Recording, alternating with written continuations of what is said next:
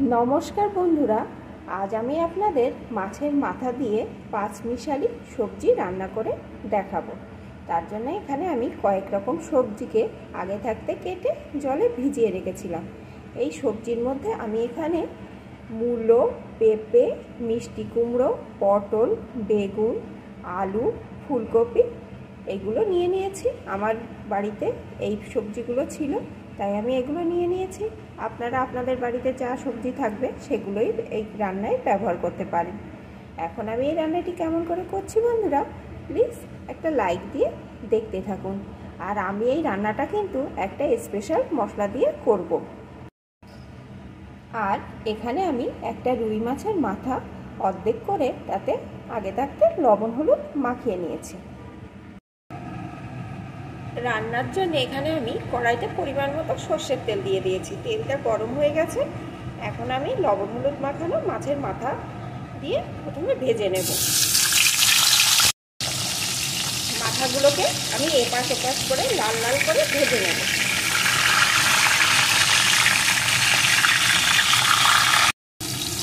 মাছের মাথাগুলো আমার ভাজা হয়ে গেছে। এখন আমি তুলে নেব। এখন এই তেলের ভিতরে আমি দিয়ে দেব দুটো শুকনো লঙ্কা, একটু পাঁচ ফোড়ন। এখন ফোড়নগুলোকে একটু ভেজে নেব। ফোড়নগুলো সুন্দর করে ভেজে নিয়েছি। এখন আমি সবজিগুলোকে এর ভিতরে দিয়ে দেব।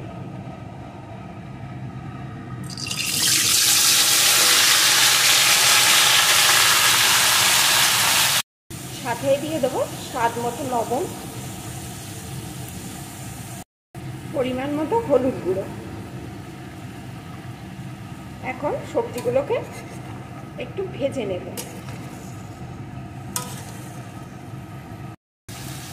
সবজিগুলোকে একটু ভেজে নিয়েছি। এখন এর ভিতরে দিয়ে দেবো কয়েকটা চেরা কাঁচা লঙ্কা, একটা টমেটো কুচি। টমেটো কিন্তু আমি একটু মোটা মোটা করে কেটেছি, একটু লঙ্কা গুঁড়ো। ঝালটা কিন্তু আপনারা আপনাদের পছন্দ মতন দিয়ে নেবেন। এখন আবারও একটু ভেজে নেব। আবারও একটু ভেজে নিয়েছি। এখন গ্যাসের জোরটা মিডিয়াম টু লোতে করে দেব আর একটা ঢাকনা দিয়ে ঢেকে দেব। আমি কিন্তু এই সবজিতে কোনো রকম বাড়তি জল ব্যবহার করব না। এই সবজি থেকে যে জল বের হবে সেই জলেই সবজিটা কিন্তু রান্না হয়ে যাবে। এখন ঢেকে দেব। মিডিয়াম টু লো আছে আমি 10 মিনিট এইভাবে রেখে দিয়েছিলাম ঢাকনা দিয়ে। এখন ঢাকনাটা খুলে নিচ্ছি।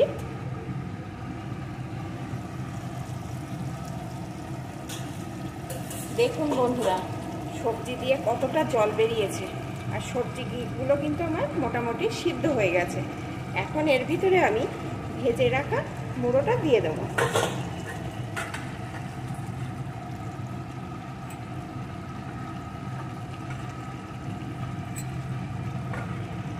এখন এই মুড়োটাকে এই খুঁটির সাহায্যে একটু একটু করে ভেঙে দেব আর এর সাথে একটু রান্না করে নেব। মুড়োটাকে কিন্তু একটু ভেঙে দিয়েছি আর এইভাবে বেশ কিছুক্ষণ আবার রান্না করেও নিয়েছি। জলটা কিন্তু বেশ খানিকটা শুকিয়ে গেছে। এখন এর ভিতরে দিয়ে দেব সামান্য একটু চিনি।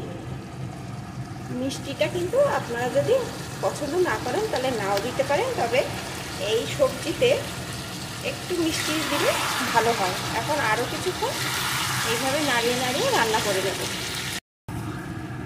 মিষ্টিটা দেওয়ার পরেও আমি বেশ কিছুক্ষণ এইভাবে নাড়িয়ে রান্না করে নিয়েছি। এখন কিন্তু সবজিগুলো আমার ভালো রকম সিদ্ধ হয়ে গেছে আর রান্নাটা কিন্তু আমার মোটামুটি হয়ে এসছে।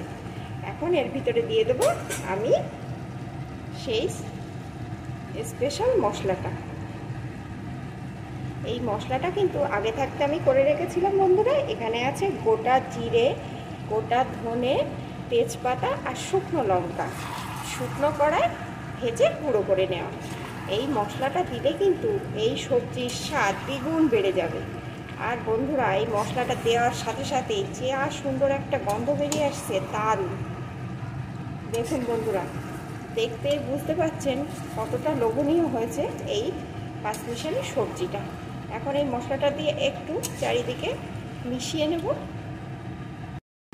ভালো করে মিশিয়ে নিয়েছি। এখন কিন্তু আমি গ্যাসটা অফ করে দেব। এখন কিন্তু আমার রান্নাটা কমপ্লিট হয়ে গেছে, কারণ এই ভাজা মশলা দেওয়ার পরে আর বেশি নাড়ানোর দরকার নেই, তাহলে এই মশলাটার যে একটা সুন্দর গন্ধ সেটা থাকবে না। তাহলে বন্ধুরা, আমার এই রেসিপিটি কেমন লাগলো প্লিজ কমেন্ট করে জানাবেন। আর আমার রান্নাগুলো যদি আপনাদের একটুও ভালো লাগে তাহলে আমার সাথে থাকবেন, আর শেয়ার করবেন, লাইক করবেন, কমেন্ট করবেন। এখন এটা আমার রেডি, নামিয়ে নেব।